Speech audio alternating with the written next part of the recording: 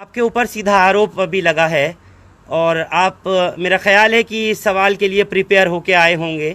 आज जब आप दिल्ली में पहुंचे हैं और आप मुझसे मिलने आए, ख़ास तौर से इस पुरानी दिल्ली में, आपका बहुत बहुत स्वागत है। आपका मैं दिल की गहराइयों से इस्तकबाल करता हूं। मुझे लगता है कि आप जिस तरह बताने के लिए उत्सुक हैं, उतना ही मैं और हमारी जनता जो हिंदुस्तान लाइव देख रही है जानना चाहती है कि विनय दुबे के ऊपर इतना बड़ा इल्ज़ाम लगाया गया। किसी ने दोगला, किसी ने ये कहा कि विनय दुबे जो है वो चंदा इकट्ठा करके चंदाखोरी कर रहे हैं, और वो भी एक ऐसे इंसान को छुड़ाने के लिए जिसने एक नहीं, दो नहीं, सैकड़ों हज़ारों बच्चों की जानें बचाई, उनका इलाज किया, यानी डॉक्टर कफील का।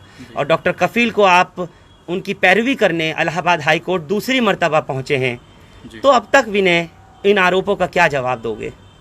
देखिए, सबसे बड़ी बात, जिस तरह से जिस लॉबी ने आरोप लगाए थे, मुझे नहीं पता है उनसे मेरी क्या दुश्मनी है, और उनकी जो भाषा या जो उनके जो तरीके हैं, उन्होंने एक समय ऐसा था कि डॉक्टर कफील पे भी उंगली उठा दी थी। जब उन्होंने अपने आर्थिक हालातों पे जब उन्होंने क्राउड फंडिंग की थी तो उनके ऊपर भी सवाल उठा दिए थे।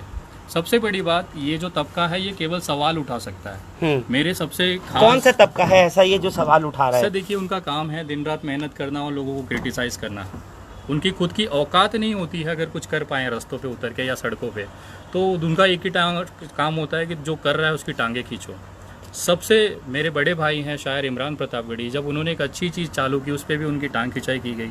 उसके बाद में डॉक्टर कफील खान ने सब कबूल किया है ऑन वीडियो कि आर्थिक परिस्थिति नहीं सही होने के कारण उन्होंने लोगों से मदद मांगी। उस समय भी यही तबका था जो कफील खान को गलत समझा रहा था या उनको बता रहा था। आज अगर मैं उनके लिए कर रहा हूँ, 2 साल पहले डॉक्टर कफील खान की वीडियो आई थी जिसमें उन्होंने कबूल किया था कि जो भी आर्थिक क्राउड फंडिंग है किस तरह से की जा रही, क्यों की जा रही है। और आज समझिए 2 साल बाद भी अगर उनको लगता है कि उनकी आर्थिक स्थिति सही होगी, तो मुझे लगता है कि सड़क किनारे अगर कोई दुकान पे अगर या पटरी पे भी बैठा होगा, उसको भी आप बोलेंगे तो भी चीज़ समझ सकता है कि उनकी आर्थिक परिस्थिति कैसी हो सकती है। एक सामाजिक कार्यकर्ता होने के नाते, क्योंकि डॉक्टर कफील खान किसी के घर का मामला नहीं है। अगर उनका पारिवारिक मामला होता तो वो क्यों दुनिया से अपील करते कि मदद करो। आप लोग सब लोग मिलकर ट्वीट करते हैं, आवाज़ उठाते हैं, क्यों करते हैं? क्योंकि डॉक्टर कफील खान किसी एक व्यक्तिगत मामला नहीं है, वो देश का मामला है, और जो देश का विषय है वो हमारा विषय है। अगर उनको छुड़ाने के लिए अगर हमने कोशिश की है, और बाकायदा मैं तो बैंक स्टेटमेंट लिखा चुका हूँ एक पत्रकार महोदय से, उन्होंने पूरा स्टेटमेंट मैंने रखा हुआ है कि कितने पैसे आए हैं। अगर आप चाहें तो मैं अभी भी रख सकता हूँ। बिल्कुल, मैं ज़रूर चाहूँगा, और हिंदुस्तान लाइव की वो जनता जो इस वक्त दिल्ली में, देश में और दुनिया भर में आपको देख रही है, मैं चाहूँगा एक बार आप वो स्टेटमेंट, जो अकाउंट नंबर आपने दिया था, जो मोबाइल नंबर से आपने लिंक किया था, आपको लगातार लोग पैसा भेजते रहे और अभी भी भेज रहे हैं डॉक्टर कफील खान की रिहाई के लिए। मैं पूछना चाहूँगा अभी विनय आपसे कि ऐसे में कितना पैसा आ गया, क्योंकि आपने करोड़ रुपए तक की बात करी थी। आया कितना पैसा जिसके लिए ढोल तो बज गया इतना ज़्यादा कि करोड़ों रुपया पहुँच गया? क्या वाकई करोड़ों रुपया आपके पास आया? क्योंकि जिन लोगों को आप अंधभक्त कहते हैं वो आपको कहते हैं कि चंदाखोर हैं। देखिए, सबसे बड़ी बात, लॉकडाउन में लोगों को खाने के पैसे नहीं हैं। आज राशन के लिए या फिर ज़रूरी एक इंसान की जो परिवार की ज़रूरत है उसको पूरी करने के लिए लोग एक दूसरे से मदद मांग रहे हैं कि भैया मुझे उधार दे दो, राशन करना है, अगले महीने मैं आपको दे दूंगा। ये परिस्थिति ज़मीनी स्तर पे आम जनता, कॉमन मैन की है, जहाँ से आप आते हैं, मैं आता हूँ। तो अगर इस स्थिति में अगर मैं क्राउड फंडिंग मांग रहा हूँ और लोग आरोप लगा रहे हैं कि 30 लाख रुपए आया, 1 करोड़ आया, 5 करोड़ आया, तो मैं आज उनके मुंह पे, मैं अपशब्दों के लिए क्षमा चाहता हूँ। नहीं, आपको इजाजत है, आपके जो भी आप अपशब्द इस्तेमाल करते हो आप बिल्कुल इस्तेमाल कर सकते हो, ऐसे लोगों के लिए खास तौर से कि जो बगैर जांचे, बगैर परखे आपके ऊपर आरोप लगा रहे हैं। तो ऐसे लोगों पे आज मैं खुल के लंबा चौड़ा बिलबिलाता हुआ मूत्रदान करने जा रहा हूँ। एक छोटी सी स्टेटमेंट है, मैं आपके सामने भी रखना चाहता हूँ, मैंने पहले भी दिखाई है। विनय दुबे के पास कितने करोड़ों रुपए आए, मैं बता रहा हूँ। उनको लात मारी थी पिछली बार भी कि 25,000 करोड़ रुपया जमा हुआ, जो उखाड़ना है उखाड़ ले मेरा। आज आपको वास्तविकता दिखाता हूँ, क्योंकि ये मेरी जिम्मेदारी होती है। 25,000 करोड़ किसका मतलब? यानी लोगों को आपने, अब मोदी जी जुमला दे सकते हैं तो मैं नहीं दे सकता हूँ। हाँ जी, 20 लाख करोड़ का, तो मैंने 25,000 करोड़ बोल दी तो कौन सी गलत कर दी? आज मैं वास्तविकता दिखाना चाहता हूँ हिंदुस्तान लाइव के माध्यम से कि एक्चुअल में, क्योंकि मेरी जिम्मेदारी होती है, अगर किसी ने मुझ पर विश्वास करके कुछ भेजा है तो मेरी जिम्मेदारी होती है वो ट्रांसपेरेंसी, वो पारदर्शिता मुझे दिखानी है उनको। ये स्टेटमेंट मैं आपको दिखाना चाहूँगा। ये वो मैं आप लोगों को दिखा दूं इस वक्त की एक बड़ी खबर। ये विनय दुबे जो मुंबई से दिल्ली आए हुए हैं हिंदुस्तान लाइव पर, अपने HDFC बैंक लिमिटेड की वो पासबुक आपको दिखा रहे हैं, जिसके ऊपर लोगों ने आरोप लगाया है इस बात का कि विनय दुबे ने चंदा इकट्ठा किया है डॉक्टर कफील खान की रिहाई को लेकर के। आखिर में ये चीज़ ज़रूर आप लोगों को समझनी होगी कि ये वो विनय दुबे है कि जो डॉक्टर कफील खान के न रिश्तेदार हैं, न उनकी धर्म के हैं, न उनकी जात के हैं, न उनकी बरादरी के हैं, लेकिन एक गैर इंसानी अमल जो उनके साथ किया गया इतने हज़ारों बच्चों की जान बचाने वालों के लिए, और एक वो डॉक्टर के जिसने अपनी परवाह नहीं करी नौकरी की, अपनी मासूम बच्ची की, अपनी माँ की, अपनी बीवी की परवाह किए बगैर उस डॉक्टर ने गोरखपुर मेडिकल कॉलेज का जिस तरह से मुद्दा उठाया, वो सब आपको मालूम है बखूबी किस तरह से फंसाए गए। उनकी रिहाई के लिए विनय दुबे ने आवाज़ उठाई, उनके रिहाई के लिए चंदे की बात करी आप लोगों से, और आप जनता ने भरपूर सहयोग भी दिया। लेकिन जिन लोगों के गले नहीं उतरती, जिनको ये अंधभक्त कहते हैं, हालांकि मेरे मुंह से भी ये बात आज निकल गई, मैं नहीं कहता, मैं कभी नहीं कहता। सही कहेंगे सर, बहुत सही जा रहे हैं आप, कहना चाहिए आज के समय में। अच्छा, एक्चुअली वो हैं, यानी वो अंधभक्त जो हैं वो वाले अंडे हैं, अंधभक्त हैं। चलिए, तो बहरहाल एक ये नंबर जो विनय दुबे ने दिया था, जिस पर लोगों ने पैसा भेजा डॉक्टर कफील की रिहाई के लिए, मैं डिटेल दे देता हूँ। उसकी डिटेल विनय आपको खुद ही बताएंगे, बताइए। ये जो नंबर मैंने पेटीएम गूगल पे नंबर दिया था वो इस HDFC के अकाउंट से अटैच है। वो सेम नंबर आप यहाँ पे देख सकते हैं जी। नंबर है 9594394948 जी। लोग अभी भी उस पे पैसे एक बार नंबर बताएं। 9594394948। आप इस पे जूम करके देख सकते हैं, ये नंबर यहाँ पे मेंशन है जो इसके अकाउंट से लिंक्ड है, और इसी पे पेटीएम गूगल पे सारी चीज़ें UPI वगैरह सब इस पे हैं। मैं आपको दिखाना चाहूँगा इस पे, ये दूसरी पासबुक है। पहली पासबुक का जो बैलेंस है वो 1,25,000 रुपये था। ये 18 तारीख की स्टेटमेंट वो पासबुक फुल हो गई थी, पूरी फुल हो गई, क्योंकि अच्छा, आप ये जो स्टेटमेंट है केवल 2 दिन का है सर। आप इस पे देखिएगा कितने पैसे आए हैं। अच्छा, कौन सी तारीख से विनय पैसे आने शुरू हुए थे डॉक्टर कफील की रिहाई के लिए? 12-13 तारीख को हमने पहला, ये 12-13 कौन सी? ये जुलाई की, जुलाई, ठीक। 9 तारीख को मेरी बात हुई थी आदिल जी से, जिसके बाद उन्होंने मुझे कहा था, आदिल खान डॉक्टर कफील खान के भाई हैं, ठीक। उनसे बात हुई थी, उन्होंने कहा था कि इसमें कुछ चीज़ें हमें मैनेज मतलब उसको व्यवस्थित करनी है। वो शायद मिस कर रहे थे, उसको करने की ज़रूरत थी। उसके लिए मुझे जो लगा कि हाँ इसमें खर्चे होने वाले हैं, मैं उनसे नहीं मांग सकता था, उसके लिए मैंने ये ऑप्शन लिया। उसके बाद लोगों ने भरपूर सहयोग दिया, और ये आज उसका प्रूफ है सामने। ये सारा इसमें बैलेंस है, इसमें आप अमाउंट देख सकते हैं सर। हाँ, 10 रुपये अमाउंट बताइए दर्शकों को। इसमें देखिए 300 रुपया, 1,000 रुपया, 10 रुपया, 5,000 रुपया, 10 रुपया, 50, 20 इस तरह की अमाउंट आए हैं। लॉकडाउन में लोगों की हालत नहीं है पैसे देने की, फिर भी दिया, फिर भी 10 रुपये का उन्होंने, मैं एक रुपये की वैल्यू करता हूँ कि समझिए डॉक्टर कफील खान के लिए कितना प्यार है लोगों के अंदर। हाँ। वो जानते हैं कि परिवार में हमें दिक्कत है, फिर भी उन्होंने इस तरह के अमाउंट यहाँ पे उनको भेजे हैं।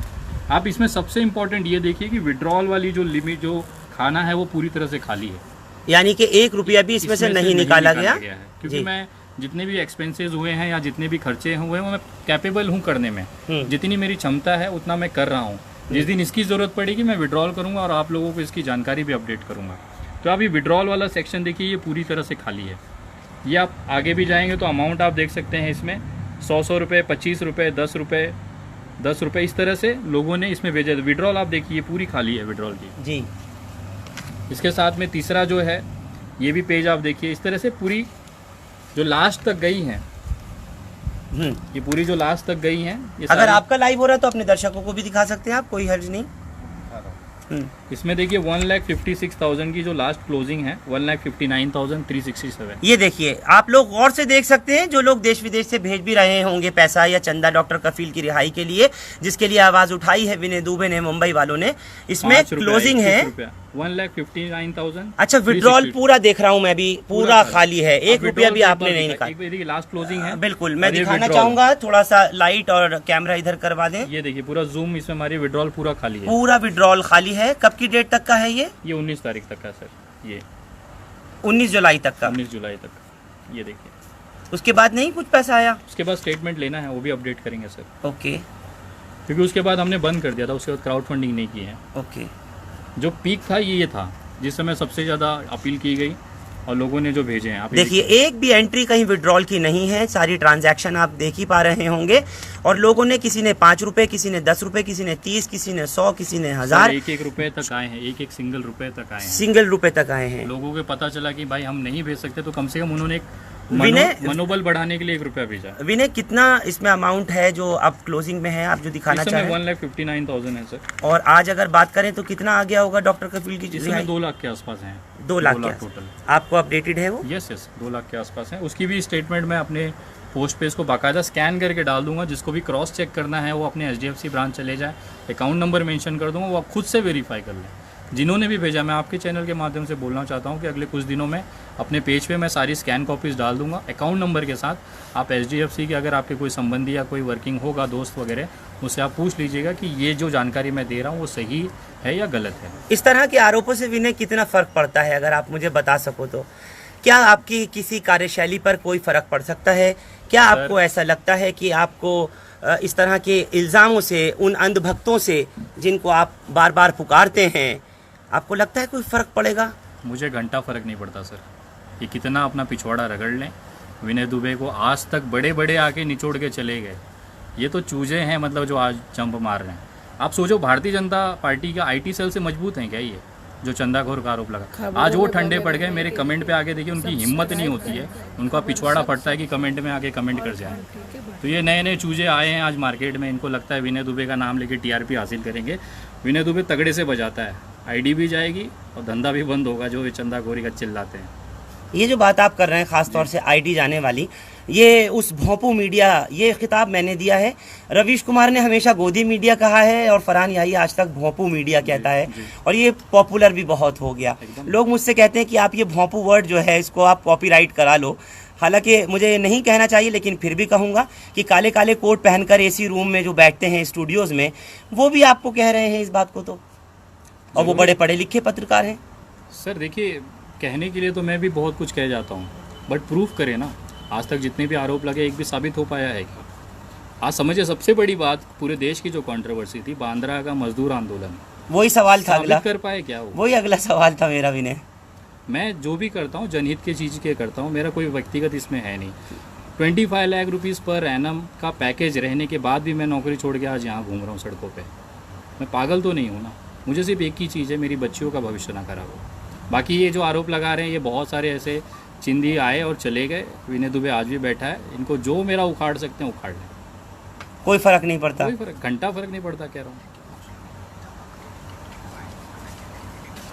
मुझे अभी इत्तला ये भी मिल रही है, और जैसे आपसे भी मालूम हुआ था कि कई लोगों ने, ख़ास तौर से कपिल के भाई ने, कफील खान के भाई ने कहा था, आदिल ने, कि आप उनका साथ ना दें, ज़रूरत नहीं है। लेकिन उनकी अहलिया, उनकी बीवी, वो चाहती हैं कि आप ईमानदारी से इसी तरह लगे रहें डॉक्टर कफील खान की रिहाई के लिए। ये क्या मैटर है? सबसे पहली बात, उनके परिवार से मेरी 18 तारीख के बाद से कोई बात नहीं हुई है। वो सब ने लगभग मुझे शबिस्ता कफील खान सब ने मुझे लगभग ब्लॉक किया हुआ है। लास्ट मेरी बात हुई थी 18 तारीख को, जब मैं प्रयागराज एयरपोर्ट पे था। 15 तारीख की सुनवाई जब 22 तारीख को टली थी और मैं प्रयागराज से 18 तारीख को फ़्लाइट ले रहा था, उस समय उनके पत्नी से मेरी बात हुई थी, वो आखिरी थी। तो उसके बाद कोई कांटेक्ट ही नहीं है। तो मुझे अगर उनको मना करना है तो मुझे खोल के बोल दें, कोई दिक्कत नहीं है। लेकिन आप इतने आरोपों के बाद भी साथ देंगे? तब तक वो बाहर नहीं आएंगे, तब तक विनय दुबे डॉक्टर कफील खान के साथ खड़ा है। चलिए, चाहे उनके परिवार को बुरा लगे, उनके भाइयों को बुरा लगे, उनकी पत्नी को बुरा लगे, मुझे कोई फ़र्क नहीं पड़ता।